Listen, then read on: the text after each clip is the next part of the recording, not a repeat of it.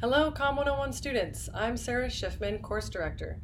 Your lab instructor and myself wanted to create a short video because we're not meeting in our Monday lab this week due to the holiday, reminding you of some important things that are due and highlighting some key concepts. This week we're discussing how to build confidence in public speaking. Let's face it, most of us are not comfortable at the prospect of getting up in front of other people and speaking, let alone a group of, say, 10, 15, 20. So this module reminds us that this is a skill.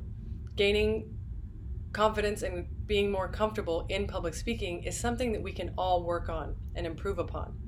It doesn't matter what your baseline is for your comfort of public speaking. We can all work towards becoming more comfortable, and that's exactly what this class is designed to do. We don't expect that any of you are professionals or perfect right out of the gate. We're just here to gain skills and become better. The textbook highlights some key components of public speaking anxiety, and it has some great tips for how to overcome those anxieties. One of my favorite things that it mentions is the idea of preparation and practice, and this is so true for public speaking or oral communication. You must spend some time practicing your topic and also preparing your topic. The two go hand in hand. Preparing in advance will make you feel more confident in what you're saying, and practicing will give you the ability to speak clearly at the time of delivery.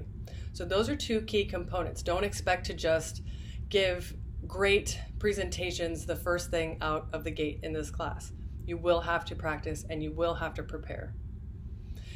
In the modules, you will find two great videos. The first one is No Freaking Speaking, and one of my favorite tips from this video talks about the fact that we can greet our anxiety, that it's normal to feel anxious, and that we don't have to spend time fighting that feeling.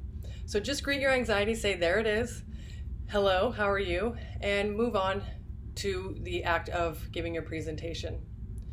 In Your Body Language May Shape Who You Are, that talk is also very fascinating because we know that our body language or our nonverbals communicates a great deal to our audience, but it also communicates important messages to ourselves. So if we are nervous, the worst thing that you can do is sit down and sort of crumple up, maybe look at your phone, look down. Instead, what we want to do is trick ourselves into thinking that we are confident by engaging in sort of, spreading out, like victory is mine, or doing the Wonder Woman with your hips, hands on your hips. Just picking up your head and envisioning that you feel confident and making your body say that will signal to your brain that you are, in fact, more confident than you might be. And she has one line that I think of all the time, not fake it till you make it, but fake it till you become it. So you may not feel super comfortable, but just keep practicing and keep tricking yourself into thinking that you are. So a few important due dates. This week, we're not meeting in lab for Monday, but you will have your Chapter 2 quiz or your Module 2 quiz that's due 1 hour before your lab meeting time. And then by the end of the day on your lab meeting time, by 11:59 p.m., you need to submit your results for the PRCA.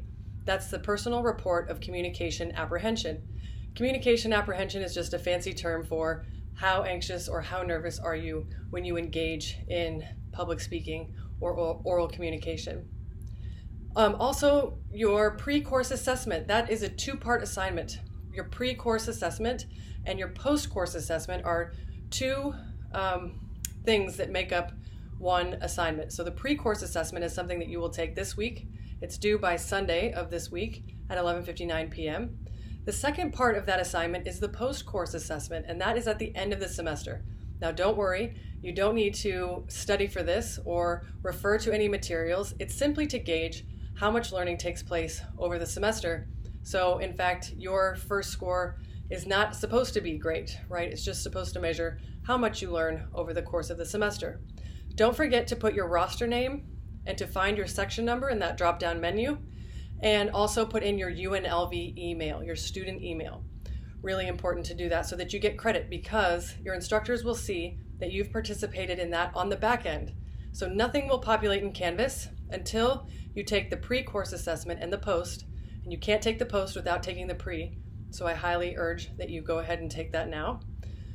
And we will see on the back end that you've taken it, and we will fill it in on Canvas. So there will be nothing that will alert you that you've taken it. You'll just have to see that at the end of the semester when we go in and fill that in manually.